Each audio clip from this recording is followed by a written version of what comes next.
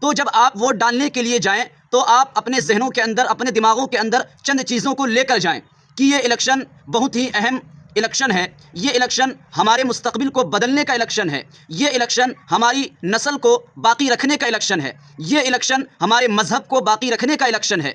السلام علیکم، امید کرتا ہوں کہ آپ لوگ بخیر و عافیت ہوں گے۔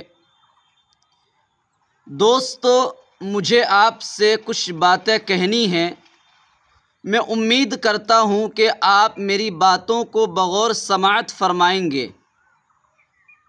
جیسا کہ آپ لوگوں کو معلوم ہے کہ اس وقت ہمارے ملک ہندوستان میں چناؤ کا سمے چل رہا ہے اور اس وقت ساری پارٹیاں گرم ہیں۔ ہر پارٹی یہ چاہ رہی ہے کہ اس بار الیکشن ہم جیتیں، ہم اقتدار پر بیٹھیں، ہم کرسی پر بیٹھیں۔ تو مجھے آپ سے اس حوالے سے کچھ باتیں کہنی ہیں۔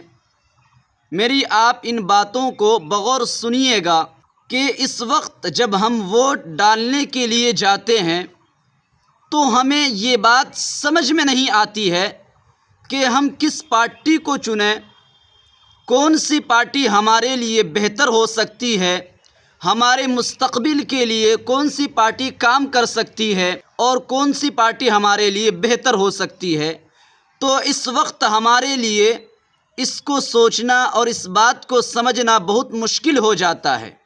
تو جب آپ ووٹ ڈالنے کے لیے جائیں گے تو اس وقت آپ اپنے ذہنوں کے اندر کچھ باتیں لے کر جائیں۔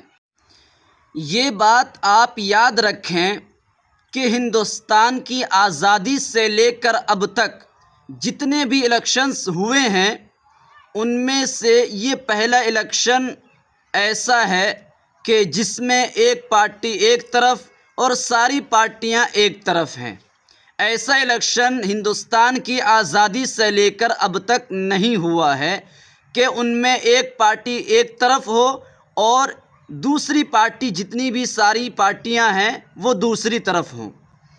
تو جب آپ ووٹ ڈالنے کے لیے جائیں تو آپ اپنے ذہنوں کے اندر، اپنے دماغوں کے اندر چند چیزوں کو لے کر جائیں کہ یہ الیکشن بہت ہی اہم الیکشن ہے، یہ الیکشن ہمارے مستقبل کو بدلنے کا الیکشن ہے، یہ الیکشن ہماری نسل کو باقی رکھنے کا الیکشن ہے، یہ الیکشن ہمارے مذہب کو باقی رکھنے کا الیکشن ہے، یہ الیکشن لوگوں کے اندر پیار و محبت جو ہوتی ہے اس کو باقی رکھنے کا الیکشن ہے۔